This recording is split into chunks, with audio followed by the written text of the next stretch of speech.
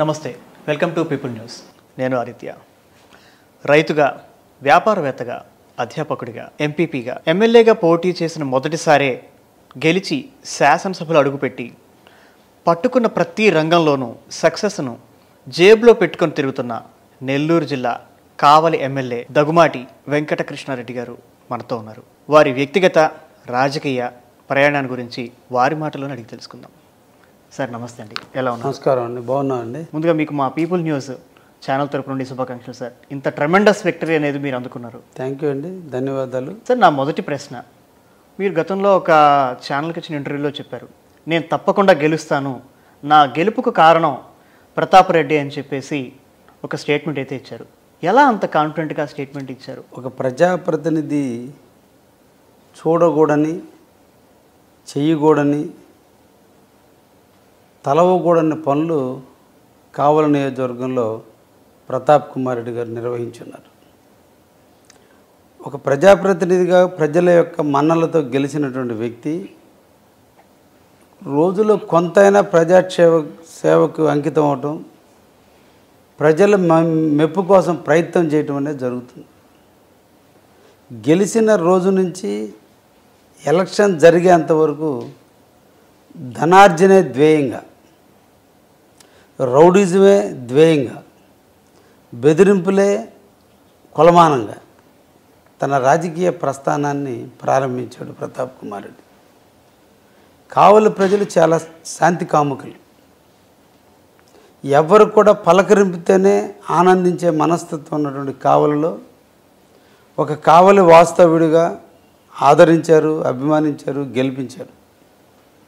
అంతటి సున్నిత మనస్కులైనటువంటి కావలి ప్రజలనే అతను భయభ్రాంతులకు గురి చేసిన వైనం, ఇబ్బందులు పెట్టినటువంటి పరిస్థితి, ధనం కోసం ఎన్ని అడ్డదారులైనా తొక్కినటువంటి పరిస్థితి కావలిలో చెట్టుని అడిగినా, పుట్టని అడిగినా, పేదవాడిని అడిగినా, ధనవంతుడినా చెప్తారు. నిరంతరం కావలిలోనే ఉంటూ కావలి ప్రజలతో మమేకమైన నాకు ఆ చిన్న విషయాన్ని అర్థం చేసుకోవడం చాలా కష్టం కాదు. కాబట్టే ప్రతాప్ రెడ్డి ఓటమి జరుగుతుంది 100కి 100 పాళ్ళు అనే విషయం మేము ముందుగానే తెలుసుకోవడం జరిగింది. ఎంతమంది మాజీ ప్రతినిధులు, మాజీ ఎమ్మెల్యేలు, రాజ్యసభ సభ్యులు అందరూ వచ్చినా కావలిలో ప్రతాప్ రెడ్డి అనే వ్యక్తి ఓడిపోతాడనే విషయం జగమెరిగిన సత్యం. అంతటి దుర్మార్గాలు చేసిన ప్రతాప్ రెడ్డి గెలిస్తే ఆంధ్రప్రదేశ్లో ఇంకా ప్రజాస్వామ్యం కూనైనట్టే. అందుకనే కావలి ప్రజలు నాకు పట్టం కట్టారు, నన్ను అభిమానించి ఆశీర్వదించారు, మంచి మెజార్టీనిచ్చి గెలిపించడం కూడా జరిగింది. సార్, మీరు అసలు రాజకీయాల్లోకి రావాలని మీకు ఎలా అనిపించింది? ఎందుకనంటే మీది ఒక రైతు కుటుంబం. అలాంటి రైతు కుటుంబం నుంచి మీరు రాజకీయాల్లోకి ఎలా వచ్చారు? మరి ఎలా ఇమడగలిగారు ఈ రాజకీయాల్లో? ప్రతి వ్యక్తి తన జీవితంలో 4 గోల్స్ ఉండాలి. Profession goal, family goal, social goal, religious goal. కాబట్టి సోషల్ గోల్ అనేది లేనప్పుడు వ్యక్తి ఈ సమాజానికి అంత అవసరం లేదు. పుట్టిన ప్రతి మనిషి సమాజంలో గౌరవించాలి, సమాజానికి ఎంతో కొంత సేవ చేయాలి. కాకపోతే మా ఫ్యామిలీ చాలా చిన్న ఫ్యామిలీ, ఆదరణకు నోచుకోని ఫ్యామిలీ, రాజకీయ నాయకుల యొక్క బెదిరింపులు లొంగిన ఫ్యామిలీ మా ఫ్యామిలీ. ఆ లొంగిన తత్వంలో నుంచే ఉద్భవించిందే నాలో రాజకీయ విప్లవం. అందుకే రాజకీయాల్లోకి రావాలి, నాలాంటి పేద బడుగు బలహీన వర్గాలకు సంబంధించిన వ్యక్తులు సఫర్ కాకూడదు, వాళ్ళకు ఒక ధైర్యాన్ని ఇవ్వాలి, వాళ్ళకు ఒక అండనివ్వాలి, వాళ్ళని ప్రోత్సహించాలి, వాళ్ళతో మమేకం అవ్వాలి. పేదవాడు రాజకీయ నాయకుల పక్కన కూర్చునేటువంటి ధైర్యాన్ని ఇవ్వాలనే ఆలోచనతో నేను రాజకీయాల్లోకి రావటం. అనుకోని పరిస్థితుల్లో 2005లో అనూహ్యమైన రీతిలో మండలాధ్యక్షుడిగా ఎన్నిక కావటం, అప్పటి నుంచి ప్రజాసేవలో నిమగ్నం అవటం, పలు దఫాలుగా ప్రజలతో మమేకమైన సందర్భాలను బట్టి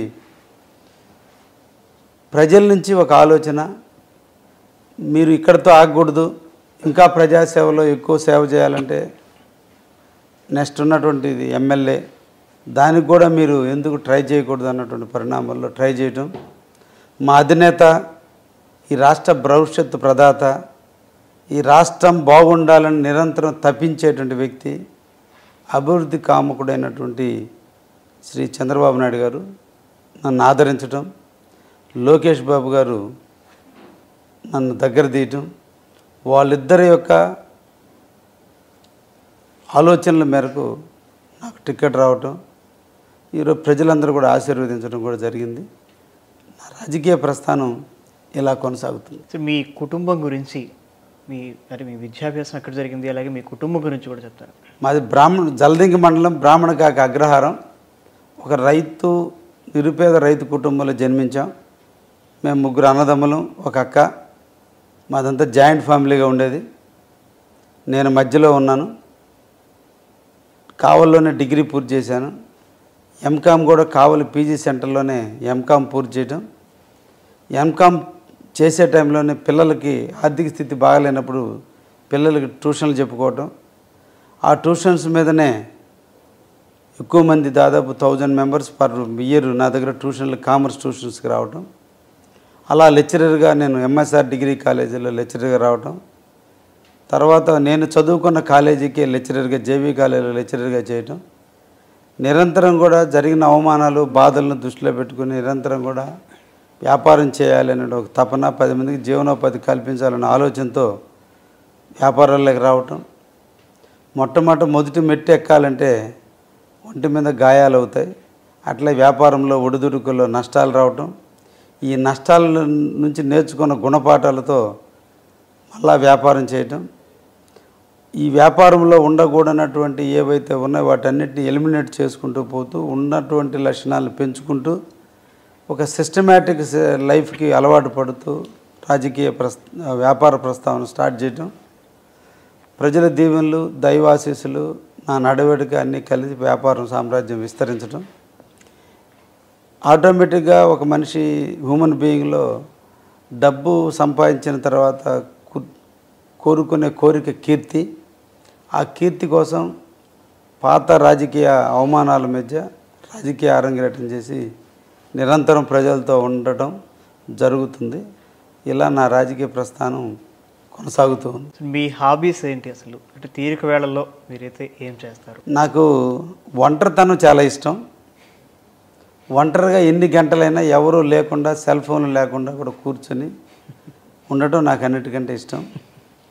పుస్తకాలు చదవటం చాలా తక్కువ, సినిమాలు చూడటం బాగా ఎక్కువ. అంతకంటే నాకంటూ ప్రత్యేకమైన హ్యాబిట్ అంటూ ఏం లేదు. మనిషి అన్న తర్వాత షడ్రుచులు తినాలి, షడ్రుచుల్ని అవలంబించాలి అనేటువంటి మనస్తత్వం. కాబట్టి అన్నిట్లో ఎంటర్ అవటం, అయితే ఎంటర్ అయిన దాన్ని సాధించేంతవరకు పోరాటం చేసి ఆఖరికి సక్సెస్గా మిగలాలనేది నా కాన్సెప్ట్. ఇప్పటివరకు జరిగినటువంటి పరిణామాల్లో తొలిమెట్టు ఫెయిల్యూర్, తర్వాత ఏ మెట్టు కూడా సక్సెసే.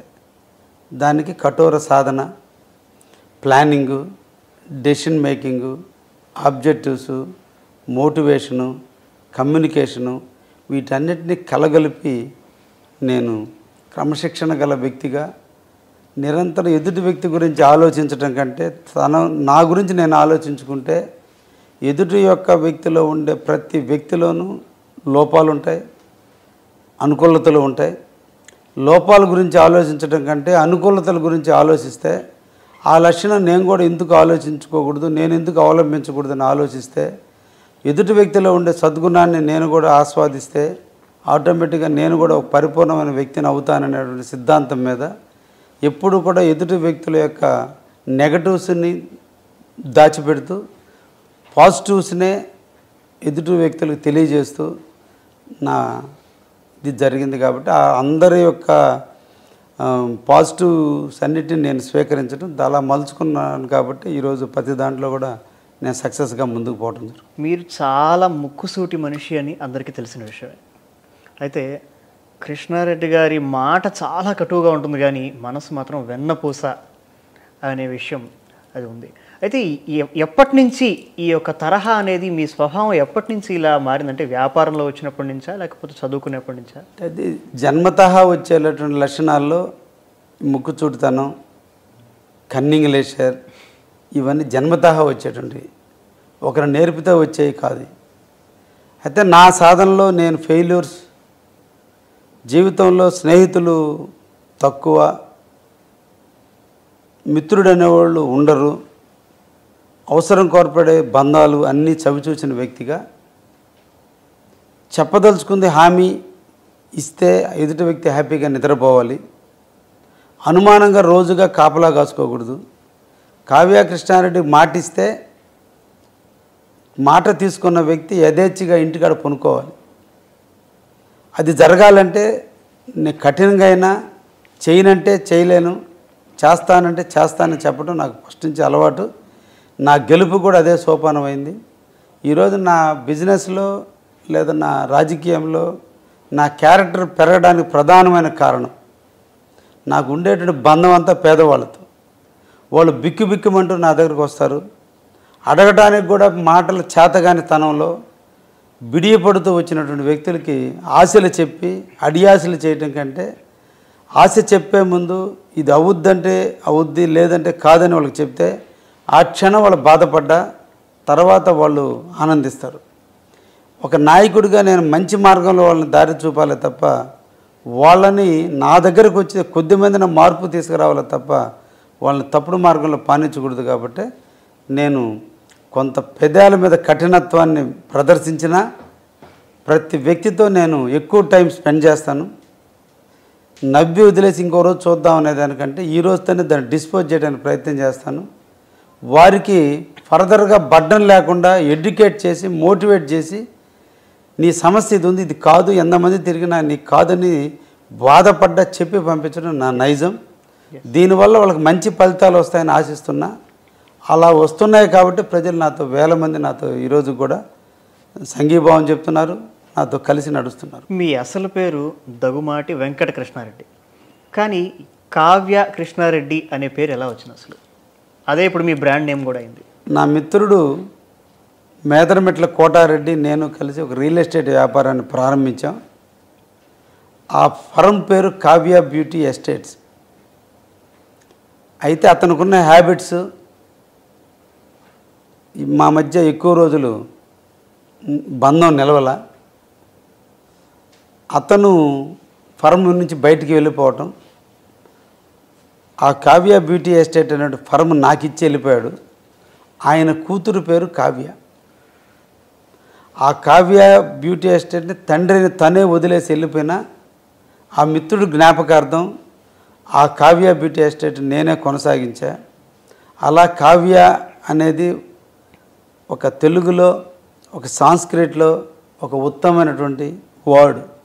అటువంటి వర్డ్ని నాకు ఆపాదించిన ప్రజలందరికీ తరపుకి నేను కృతజ్ఞతలు కూడా తెలియజేస్తుంటా. ఈ రాష్ట్రంలో వెంకటకృష్ణారెడ్డిలు కొన్ని వేల మంది ఉండొచ్చు, కావ్య కృష్ణారెడ్డిలు ఒక్కడే. అటువంటి కీర్తిని ఇచ్చిన నా మిత్రుడికి కూతురు పేరుని అలాగే కొనసాగించుకోవడం, అలా కావ్య కృష్ణారెడ్డిగా నేను రూపాంతరం చెందడం జరిగింది. జనరల్గా రాజకీయాల్లో ఎక్కువగా మనం చూసేది గాడ్ ఫాదర్లు. గాడ్ ఫాదర్ లేకపోతే రాజకీయాల్లో మనగలగడం అనేది చాలా కష్టమైనటువంటి అభిప్రాయం చాలామందిలో ఉంది. మరి కృష్ణారెడ్డి గారికి గాడ్ ఫాదర్ అంటూ ఎవరైనా ఉన్నారా? రాజకీయాలు, వ్యాపారాలు, ఇవన్నీ కూడా ఒక వంశపారంపర్య రాజకీయాలు, వంశపారంపర్య వ్యాపారాలు నడుస్తున్న తరుణంలో సమర్థులైనటువంటి వ్యక్తులు కూడా ఎదిగిన సందర్భాలు కోకొల్లలు ఉన్నాయి. ఒక క్రమశిక్షణ, ఒక ప్లానింగు, ఒక నిబద్ధత, ఒక సిస్టమేటిక్ లైఫ్కి అలవాటు పడ్డప్పుడు విజయం అనేది ఆటోమేటిక్గా ఉరిస్తుంది. తెలుగుదేశం, ముఖ్యంగా చంద్రబాబు గారి ఆలోచన విధానం, కష్టపడే మనస్తత్వం ఉన్న వ్యక్తుల్ని, నిజాయితీగా ఉన్నటువంటి వ్యక్తుల్ని, పేదలకు సేవ చేయాలన్నటువంటి వ్యక్తుల్ని దగ్గర తీయటం ఆయన నైజం. నా వ్యక్తిత్వానికి ఆయన నచ్చటం, ఆయన నాకు ఆరాధ్య దైవికుడిగా, గాడ్ ఫాదర్గా ఈరోజు ఆయనే మిగిలిపోయాడు. ఆయన సూచనలతోనే నాకు ఈరోజు టికెట్ రావడం కూడా జరిగింది. నా రాజకీయాల్లో నాకంటూ గాడ్ ఫాదర్ అయినా గురువు అయినా దైవమైన చంద్రబాబు నాయుడు గారు. సో మీకు స్ఫూర్తి అయితే కనుక చంద్రబాబు నాయుడు గారు అని అంటారు. చంద్రబాబు నాయుడు గారు వరుసగా 2 సార్లు ప్రతాప్ రెడ్డి గారికి కావాలి ప్రజలైతే అవకాశం ఇచ్చారు. ఇప్పుడు మీకు అవకాశం అయితే కావాలి ప్రజలు ఇచ్చారు. మరి మీరైతే అంటే ఆయన మరి దాన్ని నిలబెట్టుకున్నారా లేదా అనేది మరి ఇప్పుడు మనం తేటతెల్లమైంది. మరి ఇప్పుడు మీకు అవకాశం ఇచ్చారు కాబట్టి కావాలి ప్రజలు, మరి ఈ అవకాశాన్ని మీరు ఎలా సద్వినియోగం చేసుకుంటారు? ప్రజలు అవకాశం పార్టీలతో పాటు పార్టీల తరఫున పనిచేసిన వ్యక్తులకు కూడా ఆటోమేటిక్గా రావడం జరుగుతుంది. ప్రతాప్ రెడ్డి గారు పోటీ చేసినటువంటి టైంలో 2 టైమ్స్ ఆయనకి ఇచ్చిన కావలి అభివృద్ధి అనేది జరగల. తన సంపాదన, పోలీసుల పహారా, గంజాయి, గ్రావెల్ మాఫియా,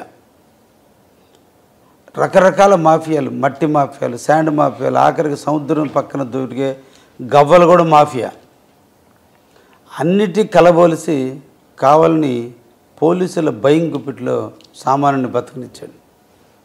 నేను ప్రజలకి సేవ చేయాలి, నేను నిరంతరం కావల్లోనే కాపురం ఉంటూ నిరంతరం ప్రజలతో మమేక వ్యక్తిని. కృష్ణారెడ్డి అయితేనే కావలికి సేవ జరుగుద్దని నమ్మి నాకు అవకాశం ఇచ్చారు. వాళ్ళు ఇచ్చిన దాన్ని నేను అవకాశాన్ని ఒక ప్రసాదంగా భావించానే తప్ప ఇది నా స్వయం కృషిగానో నాకు ఇచ్చినటువంటి ఒక పదవిగానో నేను భావించటం లేదు. అందుకనే ప్రజా జీవితంలో నన్ను సేవ చేసే అవకాశం కల్పించినారు కాబట్టే నేను సేవే చేయాలి, పొగడ్తలు సన్మానాలు ఉండకూడదనే ఉద్దేశంతోనే నా ఇంటికి ఏ ఒక్కరిని కూడా షాలుతో కానీ బొకేలతో కానీ దండలతో కూడా రావద్దని నేను అందరికీ తెలియజేయడం జరిగింది. ఎందుకంటే నిడారంబర జీవితాన్ని అందించాలి, ప్రజలకు సేవకుడుగా మిగలాలే తప్ప ప్రజల మీద సంపాదించుకునే వ్యక్తిగా ఉండకూడదు. అంగు ఆర్భాటాలకు దూరంగా ప్రజలకు అందుబాటులో ప్రజాసేవ ధ్యేయంగా నిరంతరం ప్రజల కోసం పరితపిస్తూ ఈ ప్రాంత అభివృద్ధికి నేను పనిచేయబోతున్నాను. తప్పకుండా ప్రజల ఆశీస్సులు ఉన్నంతకాలం కావలి నియోజకవర్గానికి సేవ చేస్తా. కావలి నియోజక ప్రజలు నిరంతరం నేను సేవ చేసినంతకాలం నన్ను గెలిపిస్తూనే ఉంటారు. అదే నా పెట్టుబడి, అదే నాకు ప్రజలు ఇచ్చే ఆశీస్సులుగా భావించి ఒక ప్లానింగ్లో ముందుకు పోవడం కూడా జరుగుతుంది. తప్పకుండా వాళ్ళ ఆశీస్సులు ఎల్లప్పుడూ నాకు దక్కుతాయని ఒక నమ్మకం కూడా నాకు ఉంది. రాబోయే 5 సంవత్సరాలు మరి కావలి అభివృద్ధి ఎలా ఉండబోతుంది? మీ యాక్షన్ ప్లాన్ ఏంటి? ఒక ప్లాన్ ప్రకారం ముందుకెళ్తున్నాను. మీ యాక్షన్ ప్లాన్ ఏంటి అంటే భవిష్యత్ కార్యాచరణ? కావలి ఫస్ట్ ఎడ్యుకేషన్ హబ్. ఆంధ్రప్రదేశ్ యునైటెడ్గా ఉన్నప్పటి నుంచి కూడా 1952లో నుంచి 1962లో జవహర్ భారతి కాలేజీ స్థాపించిన తర్వాత ఈ దూర ప్రాంతాల్లో ఉన్న పేదలందరికీ విద్యని దగ్గర తీసిన ప్రాంతం కావలి ప్రాంతం. కొన్ని వేల మంది విద్యార్థులు కావలిలో చదువుకున్నటువంటి వైనం. ఎస్వి యూనివర్సిటీ పరిధిలో అత్యంత మంచి ఫ్యాకల్టీ విద్యార్థులు ఉన్నటువంటి ప్రాంతం కావలి. అలా కావలి అభివృద్ధి చెందుతుంది. తర్వాత మాకు సోమశెల డ్యామ్ రావటం, కావలి ప్రాంతం అంతా కూడా వెట్లాండ్గా మారటం, రైతులందరూ కూడా ఆనందంగా పంటలు పండించుకున్నటువంటి పరిస్థితి వచ్చింది.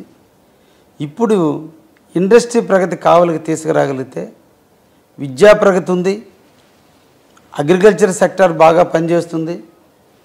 మూడోది ఇండస్ట్రియల్ ప్రగతి కానీ ఈ ప్రాంతానికి కానీ తీసుకురాగలిగితే మా ప్రాంత పిల్లలు భవిష్యత్తులు మారుతాయి, మా ప్రాంత ప్రజల యొక్క జీవన సరళి మారుతుంది. కాబట్టి కావలికి ఇండస్ట్రియల్ హబ్ కోసం మేము ప్రయత్నం చేస్తున్నాం. ఆ రకమైన కార్యాచరణ కూడా జరుగుతుంది. ఇంకా కావలి టౌన్కి మౌలిక సదుపాయాలలో పాపులేషన్ పెరిగింది. వాళ్ళకి తగ్గట్టుగా డ్రింకింగ్ వాటర్ స్కీమ్స్ని పెంచాల్సిన అవసరం ఉంది. కాబట్టి సోమశెల నుంచి ఎక్కువ నీళ్ళని తీసుకొచ్చి నిరంతరం ప్రజలకి డ్రింకింగ్ వాటర్ని అందించే కార్యక్రమాన్ని కూడా మేము స్టార్ట్ చేస్తున్నాం. రైల్వే లైన్ ఉంది, టౌన్కి 2 వైపులా పట్టణాలు ఉన్నాయి, ట్రైన్ లైన్ మధ్యలో ఉంది. కాబట్టి రైల్వే క్రాసింగ్లు చాలా ఇబ్బందికరంగా ఉంది. అన్నిటికీ ఒక ఆర్ఓబి, 3 ఆర్యూబీలు, అండర్ బ్రిడ్జ్లు ఏర్పాటు కూడా ఎస్టిమేషన్లు కూడా రైల్వే డిపార్ట్మెంట్కి అన్ని నివేదికలు ఇప్పుడిప్పుడే తయారు చేస్తున్నాం. దాని మీద ఒక ఆలోచన ఉంది. కావలి పట్టణంలో 2 వైపులా 4 lanes రోడ్ ఎక్స్టెండ్ చేయాల్సింది ఉంది. ఆల్రెడీ అది కూడా కార్యక్రమం చేయబోతున్నాం. కావలికి రింగ్ రోడ్ ఒకటి ఏర్పాటు చేయాల్సిన అవసరం ఉంది, అది జరగాలి. రూరల్ ప్రాంతానికి టౌన్కి అనుసంధానం చేస్తూ కొన్ని రోడ్లు గత 5 సంవత్సరాల నుంచి ఎటువంటి అభివృద్ధికి నోచుకోలేక గుంటలు మిట్టలుగా మయమై ప్రజలు చాలా అసౌకర్యంగా ఫీల్ అవుతున్నారు. వీటన్నిటిని కూడా ఆల్రెడీ టెండర్లు అయిపోయినాయి, కాంట్రాక్టులు వర్కులు బిగించలేదు. వాళ్ళందరి చేత అతి తొందరలోనే కాంట్రాక్టులను పిలిచి వర్కులు బిగించేయాల్సిన అవసరం ఉంది. ఒక పక్క అగ్రికల్చర్ వ్యవస్థను అభివృద్ధి చేస్తూ, 2 పారిశ్రామిక అభివృద్ధి చేస్తూ, 3 కావలి నియోజకవర్గంలో ఉన్న ప్రతి రోడ్డుని డబల్ రోడ్డుగా మార్చాలి. ప్రతి ఇంటికి వాటర్ ట్యాప్ ద్వారా నీళ్లు అందించగలిగితే నా జీవితానికి ఒక సార్థకత ఉంటుంది. ఆ విధంగా చేయాలని ఒక ఆలోచనతో ఉన్నాం. తప్పకుండా మా నాయకుడైనటువంటి శ్రీ నారా చంద్రబాబు గారి నాయకత్వంలో ఈ రాష్ట్రంలో కావలి ప్రగతి పదంలో ముందుంటుంది, పరిగెత్తుతుందని కూడా నమ్మకం ఉంది. ఆ విధంగా కూడా వర్క్లు కూడా జరుగుతాయని కూడా ఆశిస్తున్నాను. ఒక అధ్యాపకుడిగా ఎన్నో వేల మంది శిష్యులను అయితే మీరు తయారు చేసుకుని ఉంటారు. మరి ఇప్పుడున్న యువతకి, అంటే మీరు ఒక ఎమ్మెల్యేగా కాకుండా ఒక గురువుగా, ఒక అధ్యాపకుడిగా ఇప్పుడున్నటువంటి యువతకి మీరైతే ఏం సందేశం ఇస్తారు? ముఖ్యంగా మేము చదివే రోజుల్లో తల్లిదండ్రులు మమ్మల్ని నమ్మరు. నేడు తల్లిదండ్రులు బిడ్డలను నమ్మారు. ఒకప్పుడు బిడ్డలు ఏమైపోతారో భయంతో తల్లిదండ్రులు ఆస్తులు అమ్మేవాళ్ళు కాదు. ఈరోజు బిడ్డల ప్రగతి కోసం, బిడ్డల భవిష్యత్తు కోసం తల్లిదండ్రులు బిడ్డల కోసం ఆస్తులు అమ్మైనా, అప్పులు చేసైనా, కష్టాలు పడిన బిడ్డలు చదివిస్తున్నారు. అంటే తల్లిదండ్రుల మధ్య బిడ్డల మధ్య ఉన్న అనుబంధం అంత గొప్పగా ఉంది ఈ రోజుల్లో. ఇటువంటి తరుణంలో పిల్లలు కూడా ఈ రోజున విద్య పరంగా ఎటువంటి నెగ్లెక్ట్ లేదు. వాళ్ళు సెకండరీ ఎడ్యుకేషన్ నుంచే వాళ్ళలో ఒక ఆలోచన పెరిగింది. జీవితంలో ఎదగాలని ఒక కాంక్షతో ఈరోజు పిల్లలందరూ కూడా చదువుతున్నారు. వాళ్ళకి ఇంకొంచెం మౌలిక సదుపాయాలు మాకు ముఖ్యంగా కావలి నియోజకవర్గంలో టెక్నికల్ లైబ్రరీని మేము ఒకటి ఏర్పాటు చేస్తామని కూడా చెప్పడం జరిగింది. డిగ్రీలు చేసేంతవరకు గురువులు ఉంటారు, గురువులు పాఠాలు చెప్తారు, పాఠ్యపుస్తకాల అంశాలతో వచ్చిన క్వశ్చన్ పేపర్లకు ఆన్సర్లు చేసి వాళ్ళ ఉత్తీర్ణత కావడం జరుగుతుంది. నిజమైన జీవితం గురువు లేని జీవితం డిగ్రీల తర్వాత వాళ్ళ ఉద్యోగ వేటలో ఉన్నప్పుడే వాళ్ళకి అవసరాలు అటువంటి అవసరాన్ని అందించేందుకు కావల్లో ఒక డిజిటల్ ఎలక్ట్రానిక్ లైబ్రరీని కూడా మేము ఏర్పాటు చేసి అక్కడ గైడెన్స్ ఇచ్చే విధంగా ఒక కార్యక్రమాన్ని కూడా స్వీకారం చుట్టబోతున్నాం. తప్పకుండా మా కావలి నియోజకవర్గ యువతంతా కూడా ఉద్యోగాలు, ఉపాధిల్లో ముందుండడానికి నా వంతు నేను తప్పకుండా కృషి చేస్తాను. మా కావలి పిల్లలు కూడా మంచి ఆలోచనతో ముందుకు పోయేటువంటి వ్యక్తులు. ఇక్కడ ఎటువంటి దురాలవాట్లు, దురాలోచనలు లేనటువంటి కావలిలో, ప్రశాంతమైన కావలిలో మా యూత్ కూడా మాతో బాగా కనెక్ట్ అవ్వడం కూడా జరుగుతుంది. కావలి అభివృద్ధిలో వాళ్ళు కూడా పాలు పంచుకోవడం జరుగుతుంది. నిన్నటి రోజున యువత అత్యధికంగా రాష్ట్ర చరిత్రలో తెలుగుదేశం, జనసేన, బీజేపీ పార్టీకి ఓట్లేసి గెలిపించడం జరిగింది. యువత యొక్క ఆలోచన సినిమాలకో షికార్లకో కాదు, ఈ దేశ భవిష్యత్తు కోసం యువకులే కూడా ఆలోచిస్తున్నారనే దానికి పలికిన ఎలక్షన్ ఈ 2024 ఎలక్షన్. అటువంటి యువకుల యొక్క చైతన్యంతో రాబోయే కాలంలో కావలి ఇంకా అభివృద్ధి చెందుతుందని ఆశిస్తున్నాను. చాలా వ్యాపారాల్లో ఎప్పుడూ మీరు చాలా బిజీగా ఉంటారు. అయితే ప్రస్తుతం రాజకీయాల్లో కూడా మీరు వచ్చారు. మరి ఇప్పుడు ఈ వ్యాపారానికి సంబంధించి మీ యొక్క వ్యాపారం అంటే ఎవరు చూసుకోబోతున్నారు? నెక్స్ట్ వ్యాపార వారసులు ఎవరు? ప్రతి మనిషి రిటైర్మెంట్ ఉంటుంది. నా రిటైర్మెంట్ వ్యాపారపరమైన రిటైర్మెంట్ తీసుకున్న, రాజకీయ పరంగా ఇప్పుడే నాందికి ప్రారంభమైంది. నాకు 2 ఆడపిల్లలు. మా అల్లుడు ఎంటెక్ చేశాడు అమెరికాలో, మా పాప ఎంఎస్ లండన్లో చేసింది, ఐఎస్బిలో ఎంబీఏ చేసింది. వాళ్ళిద్దరు బిజినెస్ మ్యాగ్నెట్స్, వాళ్ళిద్దరు బిజినెస్ చేస్తున్నారు. మా రెండో పాప డాక్టర్గా, రేడియాలజిస్ట్గా ఈరోజు ఎండీగా చేస్తుంది. ఆమెను వృత్తిపరంగా ప్రజలకు సేవ చేసేదానికి డాక్టర్గా, వ్యాపారపరంగా మా వెనక రాజకీయం నడవడానికి కావాల్సిన ప్యాటర్న్గా మా అల్లుడు కూతురు ఉన్నారు.